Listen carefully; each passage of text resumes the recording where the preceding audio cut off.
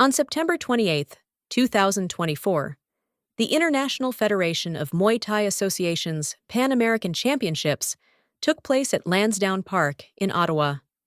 This prestigious event highlighted the sport's competitive spirit and showcased Ottawa as the perfect backdrop for an international gathering of athletes and fans.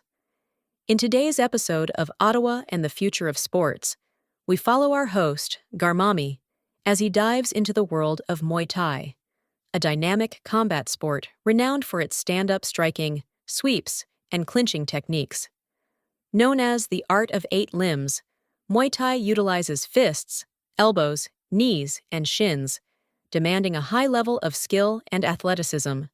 We'll hear from 2 competitors, one local from Ottawa and another from Edmonton, along with an organizer and coach, and a spectator who is also a competitor and coach.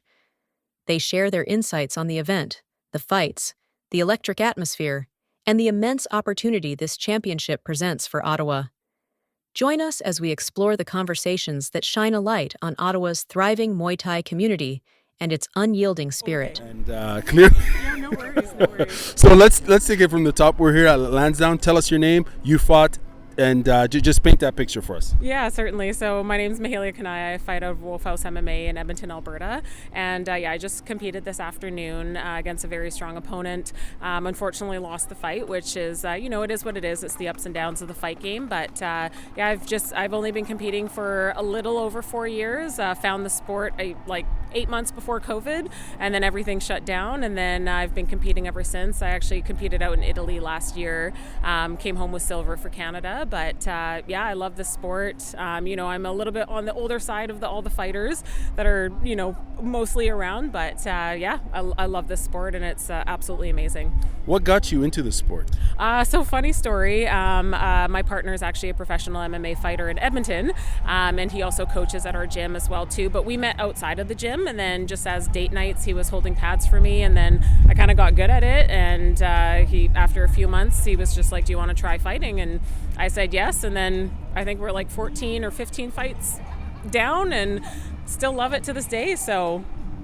Tell us, what's it like when you have a partner that's also your coach? How does that impact the dynamics as far as, like that there's a trust, right? But now there's an extra layer because there's a relationship. If you don't mind me asking, because it's interesting. Yeah, that's actually a really great question, and I wouldn't advise it for everyone, but our foundation starts on communication.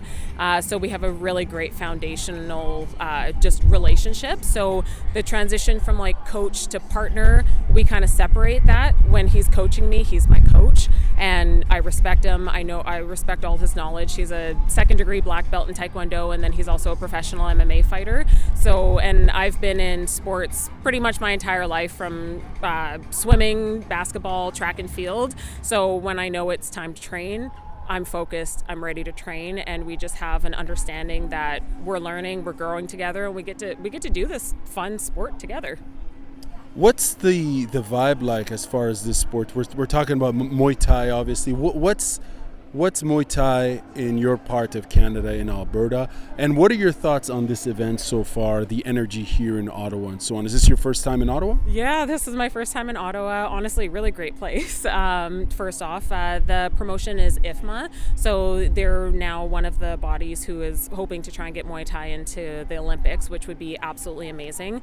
I myself, in Alberta, Muay Thai is starting to get a lot bigger, a lot more promotions and everything. And we're still a little bit behind, but we love the sport so much that we're always willing to travel, grow, and fight different opponents from either different cities or even just out of country, because we want that experience and we want to bring that knowledge down to younger generations.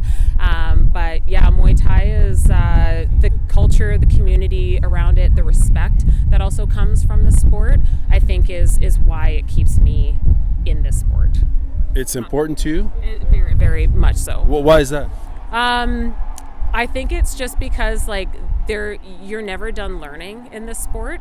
And I think if you get to a point where you feel like you're done learning, then you're not going to be able to pass that down to anyone. But if you're always of the mindset that there's more to learn, more to grow, and you can continuously push those boundaries, I think that's a beautiful thing about a sport like this, because you can change your style, you can, learn something new when a new training partner comes in, or say a new coach comes in, and there's just endless opportunities. Well, you competed earlier today, as you mentioned at the top of the interview.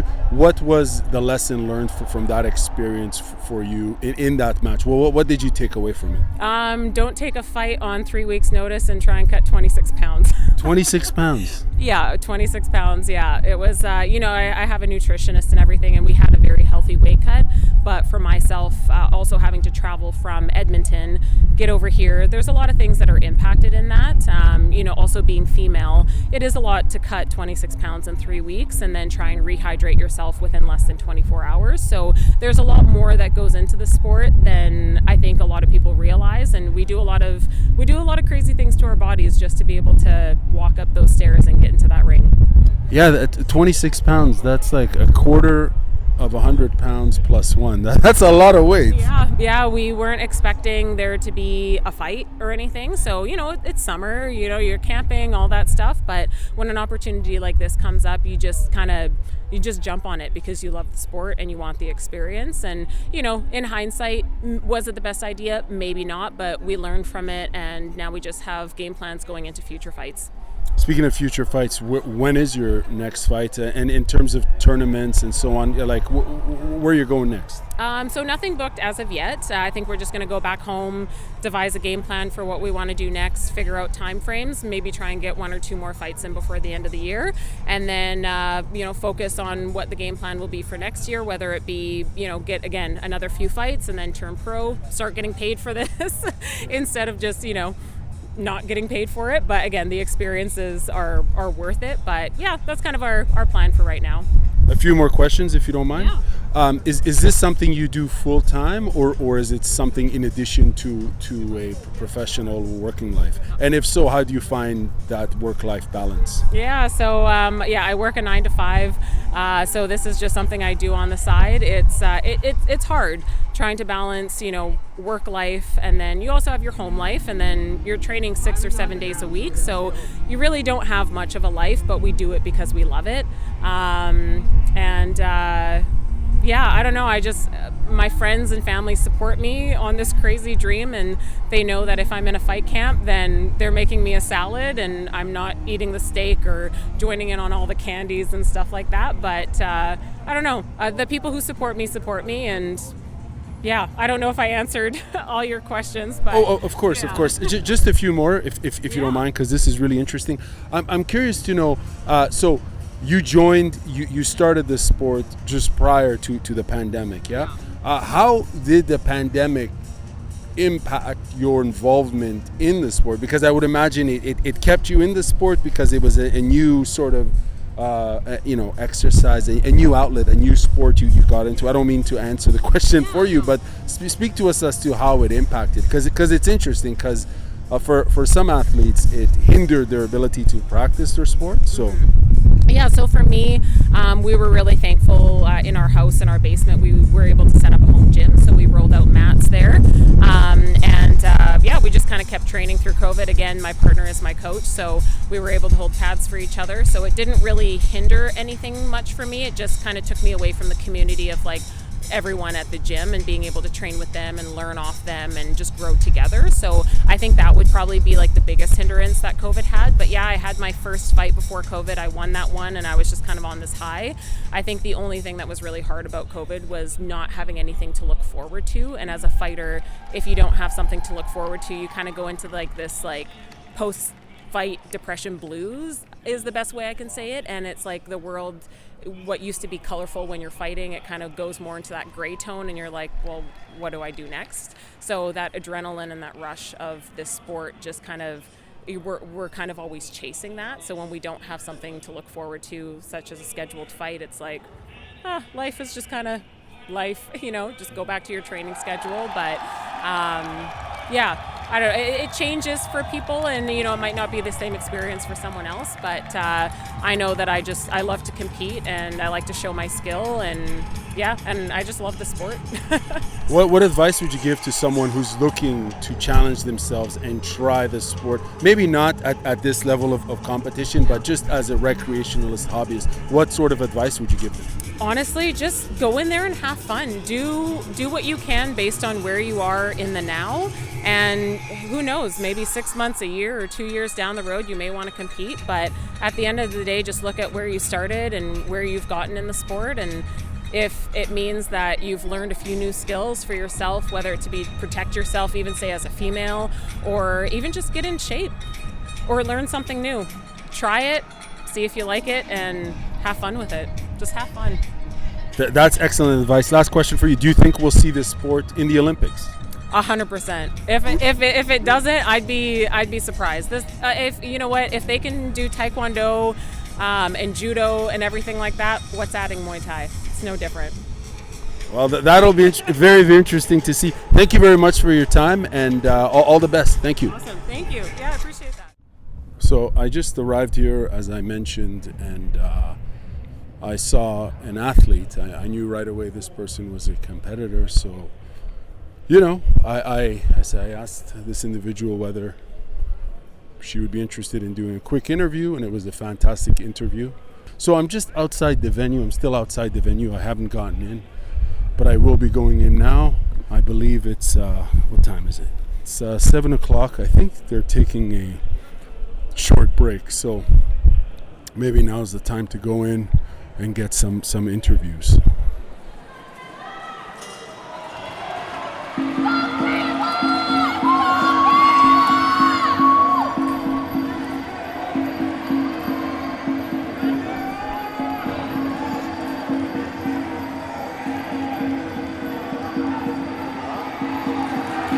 All right, we're going to dive right into it. I'm joined by Crew Jeff Harrison.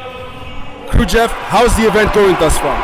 So far, so good. All the fights have been absolutely incredible. The athletes have poured their hearts into it. It's been championship fights, champion versus champion, almost every single fight except the first two. And it's been phenomenal. What an amazing event for Muay Thai in Canada. So congratulations, obviously, to you and the team, because you guys put this on here in Ottawa. My question for you is, what does having this event here in Ottawa mean for not just the local scene, but the national scene for this sport? It's a big step forward because, we're trying to promote this sport. We're trying to work the proper way with the government of Ontario, eventually, hopefully, with the federal government. I know Kuralin Hamajan, who is, the president of Muay Thai Canada, has done a lot of work on the government level. So I think to get professional Muay Thai is eventually the dream in Ontario, and we have to do it the right way. And it has to be, you have to step into the light. You have to come out of the dark a little bit, I think. So this is a big step forward because we're showing that we can organize international tournaments with great success. We're showing that we can, promote World Muay Thai Council world titles, and we're showing that people will show up to support it and benefit the local economies. Right on. Can you tell us how many international competitors are there here today, and how many roughly? I'm putting you on the spot. Sorry. Yeah. How many Canadian participants are there? Rough estimate, please. There's 23 fights. I believe there are 46 athletes. I think around half of those would be Canadian, and we have representatives from Ecuador, Trinidad, Mexico, and the USA. So, what sort of feedback are you getting from these international competitors who come to Ottawa, Ontario, Canada to compete here at the Pan Ams? Well, it's been really well received, and I think it's something that I would love to do again and have a part in. Some bumps in the road, some mistakes were made, but I think all in all, it's kind of like a jump off the cliff and learn how to fly kind of thing, And I think with the right team around you, you can do anything, and we definitely have the right team with the right recipe for success in this. And I can't wait to hopefully do this again. As an event organizer, what's been some of the challenges, if you don't mind me asking? Because you've put on many events here in Ottawa, obviously, and elsewhere. But what's been one of the unique challenges in putting this particular event on, if you don't mind me asking? This particular event, I'll be honest, like, I don't know. There hasn't been that many challenges. It's a little bit of a different vibe from the Fight Factory Promotions events, where we promote more of like a party and like this is an international prestigious event, so there's ambassadors and stuff. So, we it's a little bit of a different vibe.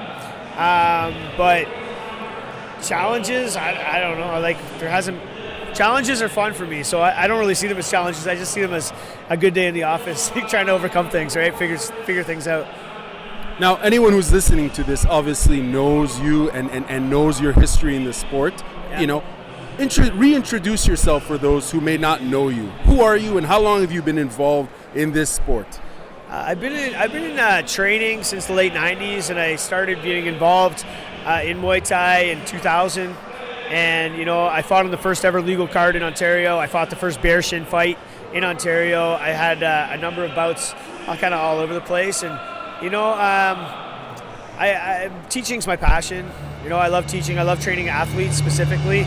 And that's kind of my background, right? Like, it wasn't easy to get here. Like, I came to Ottawa in 2008 with $80 in my pocket, so nothing's been given, everything's been earned. And I love this place. It's my adopted home away from home.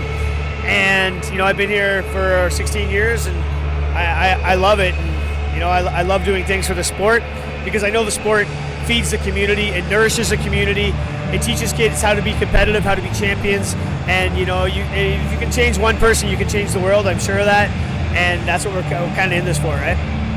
Speaking of numbers, how many spectators are there here, roughly, would you say? And how much of an economic impact do events like these have for the region? Well, the economic impact, we got to sit down with Tourism Ottawa after this is all over and figure that out. We'll have a better number, but I think there's probably about 1,000 people here right now, and it's only 7:30. So, it's good, man. People come out, people dine, people drive up from all over the place, and we got people that flew in from Mexico to be here. Like, it's crazy, So, the economic impact, I could only offer conjecture, but it's good, man. Right on. Just a few more questions, if you don't mind. Is Ottawa a world-class city for events and sports, in your opinion? It could be. Is it? I don't know. How, if there was one thing we could improve as a city, what would that be from your perspective and for your sports? Less politics, more cohesiveness, and a greater understanding that when we work together, we are stronger. Wow. One last question. For the participants, for the fighters who are out here fighting, what does this opportunity mean for them as athletes who are progressing in their career and developing, fighting here at the Pan Ams? What does it mean? I believe this could give younger fighters something to look up to do, and become an international champion. We're actually giving out like World Muay Thai Council belts, which is like very, very meaningful. It's the most meaningful Muay Thai belt in the world to me. This is like the belt that Carnage Corbett and Julie Kitchen and Clifton Brown of Toronto had. These are monumental belts, and my student Taylor McClatchy is going to be fighting for one tonight, a legitimate world title, right? So it's phenomenal to do it on home soil, and I think young men and women can look up to the athletes that have been in here today, because they've really, really tried and worked their way up through the rankings. It's all championship fighter versus championship fighter. All these belts absolutely mean something. All these fights absolutely mean something. So that's kind of what we want to nourish. We don't want to nourish like just taking easy fights and setting up for a promotion and whatnot. Like, we want to have this where no one really knows who's going to win till the fight's done. And when we're matchmaking, that's kind of how we want to do it. And when kids see that, it will aspire them to a greater level of competitiveness, a greater level of commitment and discipline. And I believe that the future is very, very bright for this sport in Canada. I saw a really cool post on social media, because we all follow you on social media, and there was a post you put up, and it was a graphic. It was wedding or funeral or something like that in regards to. Yeah. Sorry, can you tell us why you posted that? Because I laughed when I saw that. I'm like, that's brilliant. This is the last question, but set it up for us and tell us again about Taylor McClatchy and her impact in terms of not just here in Ottawa but internationally. Well, Taylor McClatchy's known internationally, and yeah, like, if you have a wedding, it's one of your friends, like, I hope it's a good friend, or maybe you got to go to a funeral. That was kind of the joke, right? I'm kind of like, I like to wisecrack and whatever, and, you know. It was great. I laughed.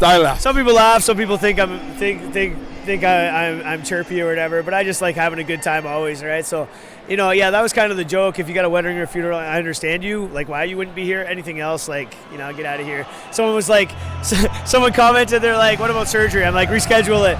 You know, Taylor McClatchy's an amazing athlete. She's the most winning fighter in Canadian Muay Thai history as a female.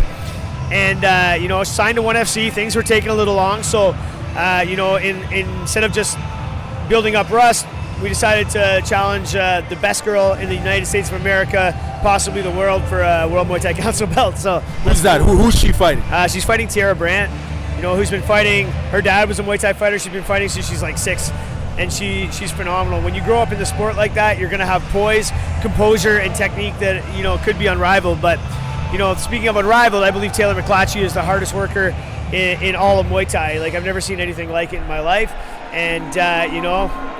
Let's find out tonight, you know? Thank you very much for putting this event on. I'm going to be interviewing some other folks. And yeah, thank you very much. Great, thank you. Thank you. Cheers, man. Awesome. Thanks for coming, bro. Thank you. I am joined by Daniel. Zhou. Hello, Daniel. Obviously, you fought this evening. I watched you fight. I believe it was an Ecuadorian fighter. Tell us, how was the experience? It was a great experience. This is the first time that IFMA Pan Ams has come to Canada, and the event has been absolutely phenomenal from start to finish. Smooth, the refs were great, the event was great, the weigh-ins were great. Great event altogether. What was the preparation like for this event? And situate this event. You mentioned, yes, it's the Pan Ams, right? But what does this mean for competitors to be competing at the Pan Ams? For you know, for Muay Thai competitors who have ambitions to compete at the biggest stage. This is the biggest stage in the Americas, is it not?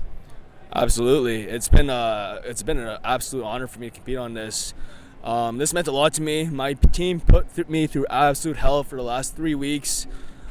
We grinded so hard. I stepped in the fire every single day with them, and they pushed me to the limit every single day. The result was absolutely undeniable. I was going to win. It was just a matter of how. But yeah, this meant everything to me. I definitely worked my ass off for this. How did you win? I won by second round knockout. I dropped him with, I believe it was an elbow. He wobbled a bit. No, sorry, I didn't drop him. I wobbled him with an elbow, and then I just jumped on him, finished him with the knee. I had him hurt to the body a bunch. 8 counted him once or twice, I believe. I kind of forget. And yeah, once I saw that, that's all she wrote. Jumped on him right away. What do you get out of competing? Well, what does it mean for you to compete? It's everything. It makes me feel alive, right? I've been wanting to be a fighter my whole life, and you know, I'm basically living my childhood dreams. That's incredible. Yeah, it's been great, and I couldn't ask for anything better. You mentioned you had 3 weeks of training in preparation for this, like 3 intensive weeks. Can you give us an idea of the sort of training your team puts you through? And if you don't mind, you know, tell us which gym you're fighting out of. It's obviously here in Ottawa. So I'm fighting out of Westside Muay Thai. It's a gym in Ottawa on Wellington Street. And yeah, I can't give all the details of my preparation, obviously. Keep some things secret. But I can tell you we were doing a lot of shark tanking. Anyone who knows what a shark tank is, it is absolutely brutal. And those shark tank rounds that I was a part of were not fun. They were absolutely not fun. And yeah, that was me day in and day out. Hard rounds every single day. Do you do any mental training in preparation for and I asked that because we watched your fight. You had a lot of fans in the crowd. I believe I was standing right behind your crew, your people, because there was this group of people that I was standing behind, and they were very energized. They were very emotionally invested. How do you retain focus when you've got this lively crowd and someone standing across from you who wants to rip your head off? How do you, or knock your head off? I mean, the focus is every single day, right? Like, it's not just in this moment. I visualize this moment every single moment the entire time during training camp. You know, I can walk on the street and all I can see is my opponent's face I'm walking towards in the ring, right? So the focus is no problem. This is just another day in the office for me. Fighting is what I do, and yeah, my focus is always on winning. Right on. Are you full-time, fully invested in training and competing, or is this more on a recreational side? Well, obviously not recreational, but in the sense that, you know, a lot of people have to juggle between, you know, a 9 to 5 during the day. You know what I'm saying? Like, what's the scope of your story with this sport? So, if you don't mind me asking. I am full-time invested in it. Unfortunately, I also have to work a day job. Muay Thai doesn't pay nothing. So, you know, we got to pay the bills at the end of the day. But I put in work either really early in the morning or at noon, and then I put in quite a few hours at nighttime. So believe me, I'm fully invested in this. I am training just as much as anyone who trains without a job. So you bet your ass I'm in the gym every single day, fully invested in it. Right on. Where do you go from here? So obviously you've won a title tonight. Yeah, so congratulations with that. That's massive. What's next for you in terms of your vision? Where do you see yourself competing next? Well, at the moment, our gym has a show coming up on October 26th, Capital Punishment. It's going to be an absolutely great show. Our team has put a lot of effort in it, so come show out in Preston Street. It's going to be at St. Anthony's. Great night of fights. We have absolute killers on that show. That's most likely going to be where I'm going to be fighting next. As of right now, I don't have an opponent, but we're working on trying to get that. But if not, I'm going to try to get in the ring as soon as possible. I'm a very active fighter, and I plan to stay that way. What do you think having an event like this, a Pan-American Muay Thai event for a city like Ottawa, what sort of impact does it have on the economics of this city? Does it bring value? If so, how does it bring value? Absolutely. I mean, at the end of the day, fighting is the entertainment business, right? So the more we can get people entertained, the more we can get people into these beautiful venues like Lansdowne, the better, right? It's going to bring people from all places, right? We have people from Ecuador here. I know they're flying in and stuff, and there's a very limited amount of people, but nonetheless, Canada is going to start becoming more of a well-known spot for Muay Thai around the world. And hopefully, you know, with this being the stepping stone for bigger events coming to Canada, it's going to bring so much to Canada at the end of the day, grow the sport, and yeah, grow the economy as well, obviously. Absolutely. Curious to know, what's your opinion on the state of Muay Thai in Canada?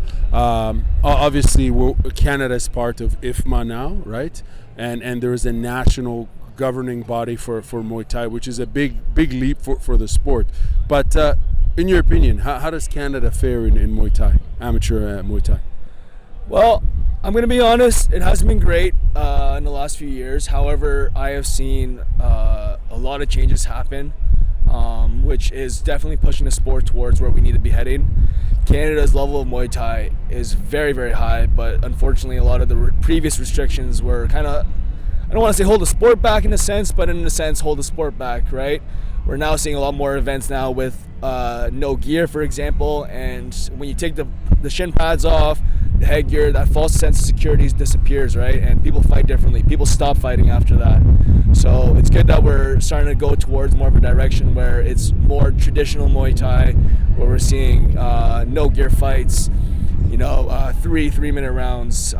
Tonight we have 2 3-minute rounds, right? Which is actually the normal length of Muay Thai.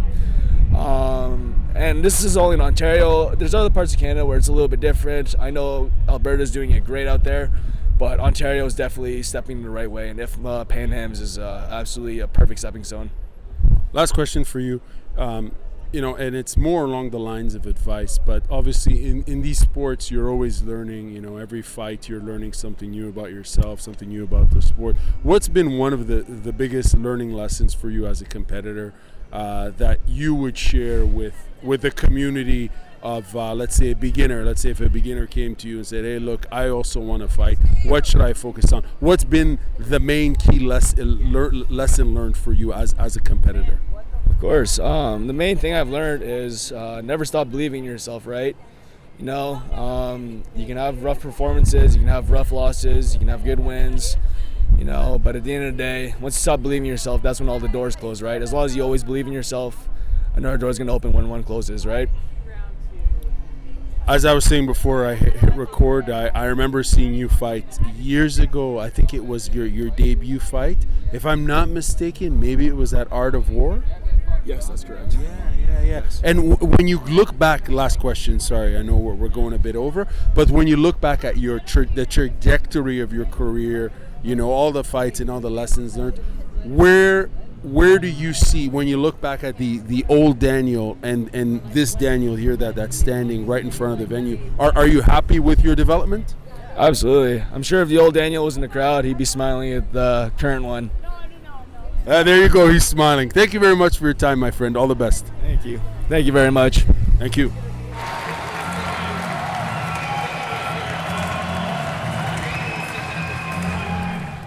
All right, folks, we are joined by Mirza, Hopovac. We're here at Lansdowne watching the Pan Ams, the North American competition, and wow, what a show so far. What a show so far, and I believe I saw a poster of you were on the poster originally, right? And I was like, oh wow, this is gonna be, you know what I mean? The heavyweight match is gonna be very exciting. The heavyweight match just happened previous to this match, but unfortunately you were not fighting. Do you want to tell us, if you don't mind, why you were not fighting? Unfortunately, I couldn't. I got injured. My knee, my leg got injured. It was injured before I accepted the fight, but I thought I'll be okay with it, and you know, sparred a little bit, got kicked hard, and you know, it got really bad. So there was no point of fighting if you take one leg kick and there goes the fight. You know that, you know, it wouldn't resemble the fighter I am. It wouldn't, you know, it wouldn't do justice to the crowd. It wouldn't do justice to me. It wouldn't do justice to the opponent. So I, you know, I don't usually pull out. I actually never pull out. But you know, it was the right thing to do. And they found another opponent. They found another matchup. It was a great fight. It was, you know, every time heavyweights are involved, you know, it's always entertaining and mind blowing. So, I mean, it's sad, but you know, there's some big news coming up for November.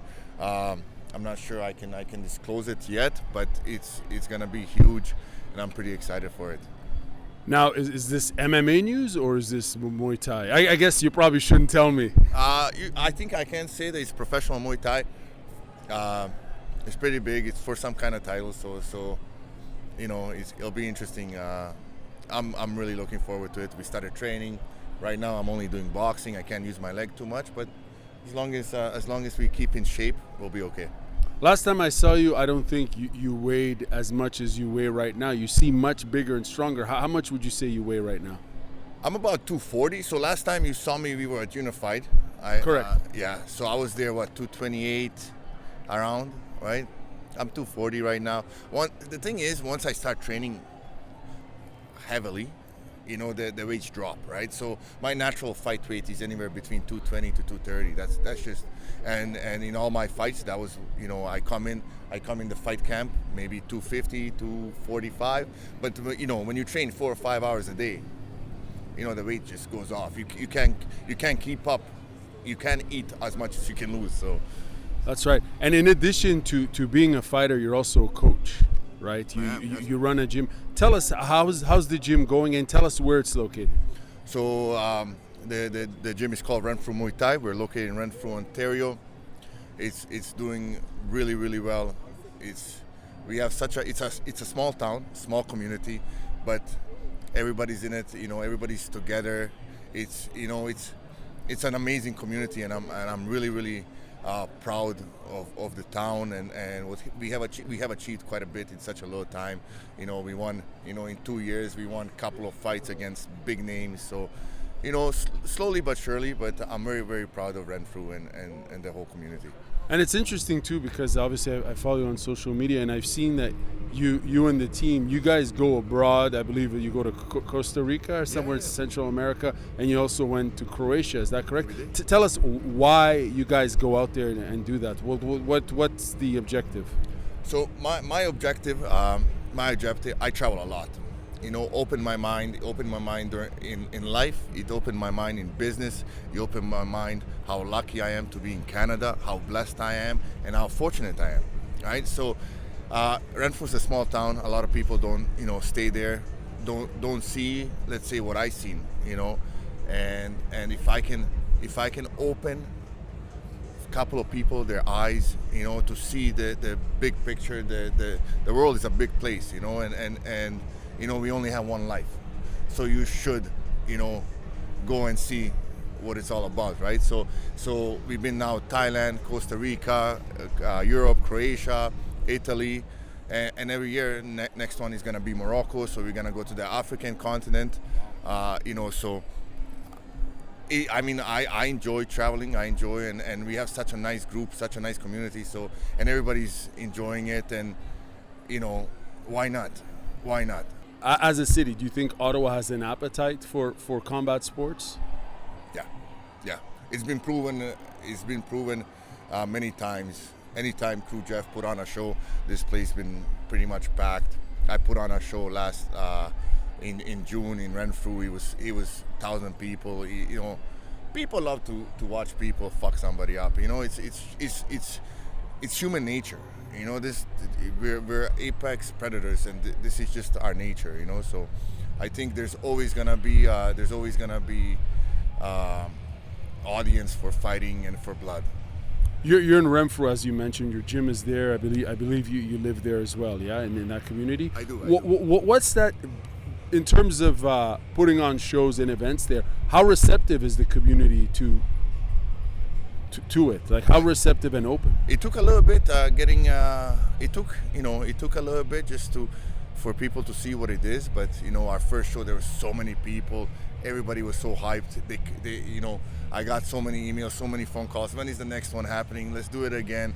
People really, really loved it, and they want to see more. Right on. Last question for you. As you're here, you're at this event. You were supposed to fight, but now you're watching it. What's your overall impression on the quality of fighting and the competitors? Your overall thought and opinion, not just as a fighter, but as a coach. I don't think I've seen a better card in Canada my whole life. Like, it's all A class. It's a fight here and there. It's a miss, but overall, I don't think I've seen a better card. It's been really, really amazing to watch. And I believe we're going to be seeing Taylor McClatchy shortly. What can you tell us about her? Obviously, she's a big name in this city for combat sports and in Canada. What are your thoughts on Taylor? Taylor is an amazing athlete. She's an amazing fighter, high IQ, extremely hard worker. Like, she has all the ingredients that you want in a fighter.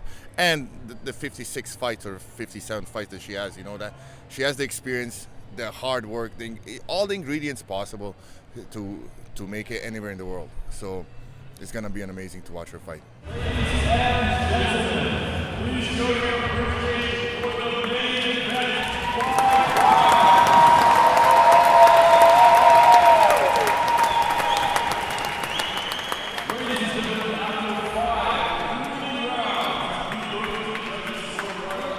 You're listening to Ottawa and the Future of Sports. Follow us wherever you get your podcasts. Every competitor who stepped into that ring at the 2024 Pan American Championships took a giant leap into greatness. Win or lose, congratulations to each and every one of you. We extend our gratitude to everyone who participated in this episode, sharing their thoughts and perspectives. Congratulations to all the competitors, coaches, and staff involved in making the International Federation of Muay Thai Associations 2024 Pan American Championships such a success. For details on our guests, please see the episode description. You've been listening to Ottawa and the Future of Sports podcast, hosted by Garmami. Stay tuned for more episodes, interviews, and conversations.